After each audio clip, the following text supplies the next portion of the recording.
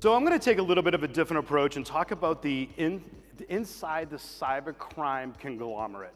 Now, there's a lot of stories that we can share based on things that we've seen out there in the industry today. But first, I just want to give a high-level overview. If you've never heard of Sophos, I joined about 10.5 years ago through an acquisition of a company called Reflection. We're over 600,000 customers, but the most important thing on this slide is that we're 100% channel.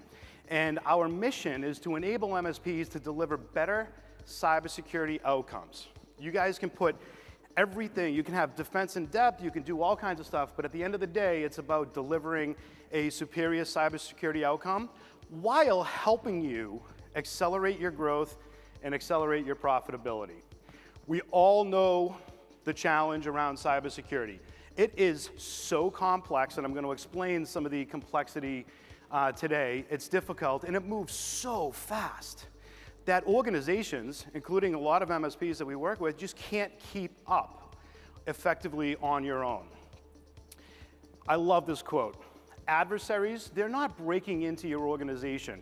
On the prior slide, 56% of attacks that we see within our counterintelligence unit are a result of adversaries actually logging in to your or your customer's network, not breaking in.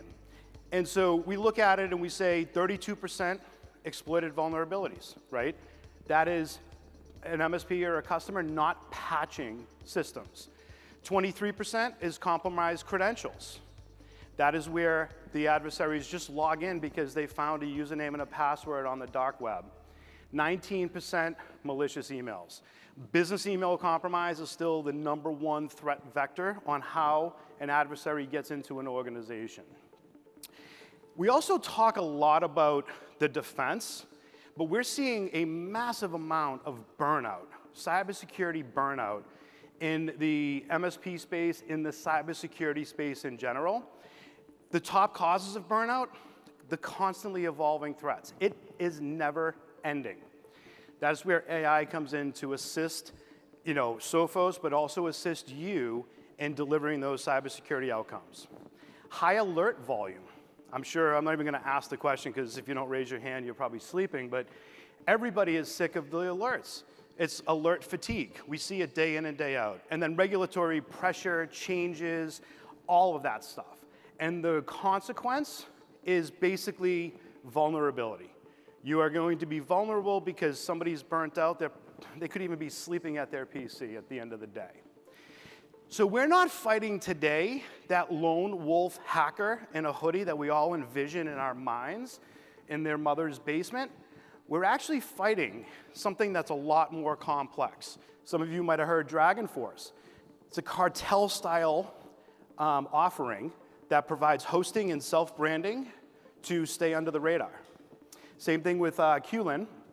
Qilin is actually an organization that offers legal support for ransomware and for adversaries. And the story will begin again. And when you look at the three, Qilin, Lockbit, and DragonForce, they actually just created a strategic alliance. So we're not fighting individuals anymore, we are fighting that business model. So when you anticipate, you need to identify what that attack surface visibility is. Do you have full visibility into the entire attack surface? Do you know what is out there in the threat landscape? And are you proactively planning? So we have this counter threat intelligence unit.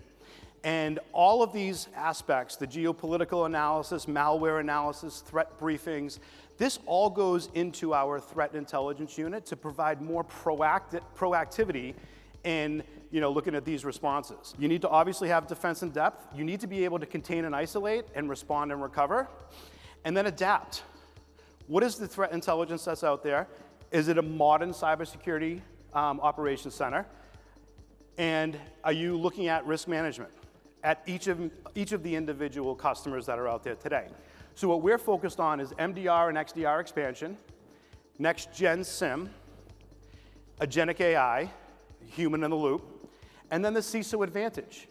You heard Christopher up here talking about CISO and providing CISO services to their organizations. There are 359 million organizations that are out there today.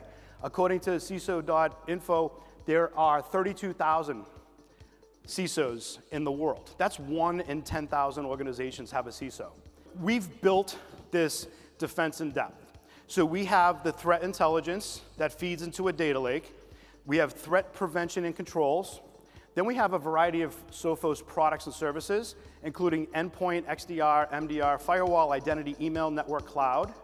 We also have switches, wireless access points, etc., built on the XDR, MDR, SIM, all those technologies, with some services that you can actually take and sell to your end customer. And we just launched a variety of different adversary services, like pen testing, security assessment, red team exercises, as well as incident response.